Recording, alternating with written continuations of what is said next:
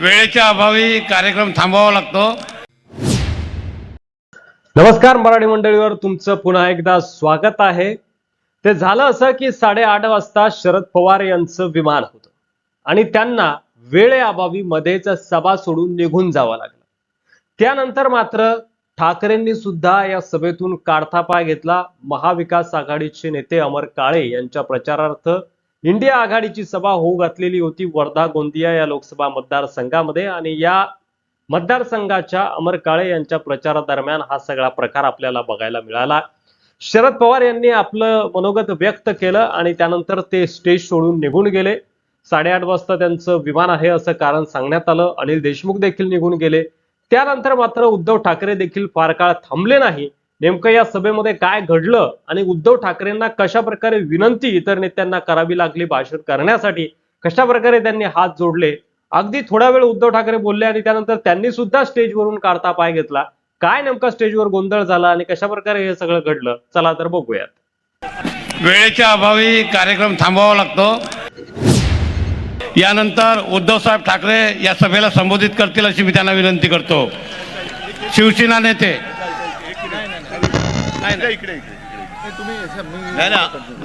अमरजी चांगलं बोलतायत आणि नाही ऐका, तुम्ही थांबवा. अरे ऐका ना जरा, ऐका ना एक प्लीज. अरे ऐका हो, एक मिनिट ऐका हो. तुम्ही मागाशी एक घोषणा दिली, काय होती अमरजींच्या बाबतीत?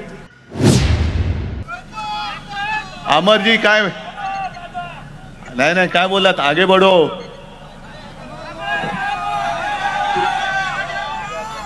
जरा जोरात ना. तुमचे आशीर्वाद आहेत पूर्ण नक्की.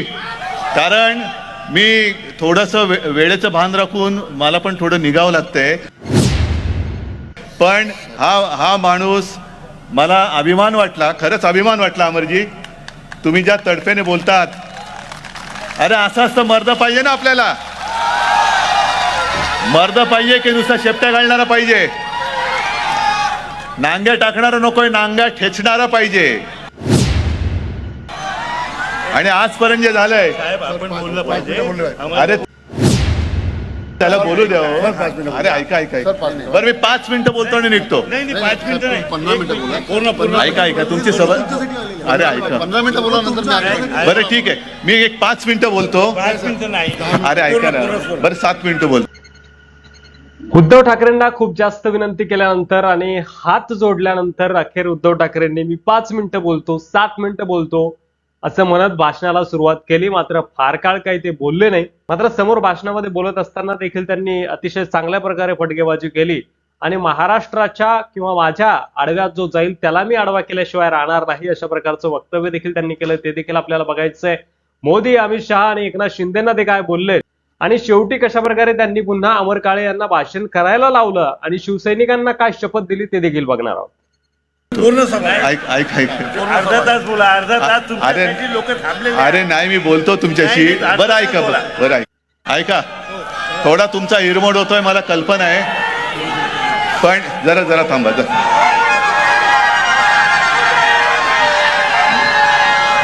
जरा थांबा.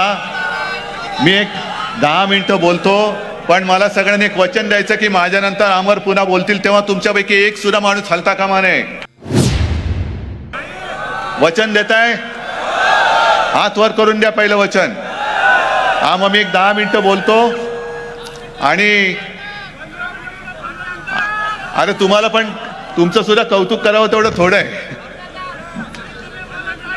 अरे ठीक आहे, उद्धव ठाकरेंनी म्हणे बाळासाहेबांचे विचार सोडले. एक तरी विचार सोडलाय की मी तुम्हाला विचारतोय? जो माझ्या महाराष्ट्राच्या हिताच्या आड येईल त्याला आडवा केल्याशिवाय राहणार नाही, हे बाळासाहेबांची शिकवण घेऊन मी पुढे चाललेलो आहे.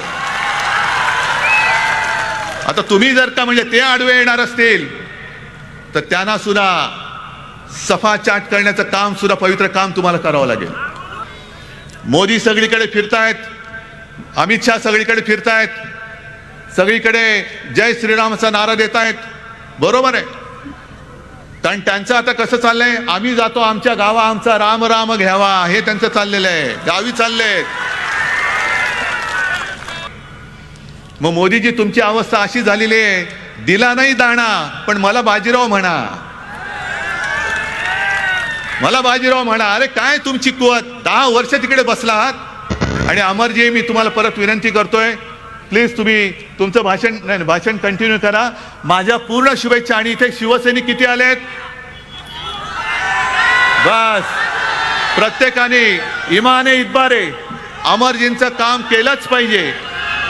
आणि अमरजी आपला माणूस आहे, याला विजयी केल्याशिवाय आता शिवसैनिक स्वस्थ बसणार नाही. ही शपथ घ्या. आणि तुम्हाला सगळ्यांना शुभेच्छा देतो. पण मला तुम्ही वचन दिलेत, अमरजींचं भाषण होईपर्यंत इथून कोणी हलणार नाही. त्याच्याप्रमाणे इथे सगळेजण मला थांबलेले दिसले पाहिजेत. कारण असं म्हणा, हा माझा तुम्हाला आदेश आहे, शिवसैनिकांना आदेश आहे. सगळ्यांना धन्यवाद देतो. जय हिंद, जय महाराष्ट्र.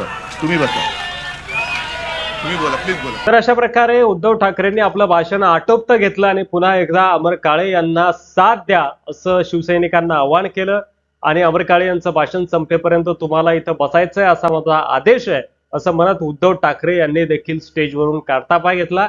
वेळेचं कारण त्यांनी दाखवलं आणि शरद पवार यांच्यानंतर ते देखील घाईघाईने या सभेमधून निघून गेले.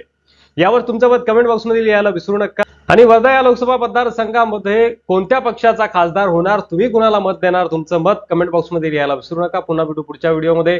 तोपर्यंत रजा घेतो. धन्यवाद. जय महाराष्ट्र.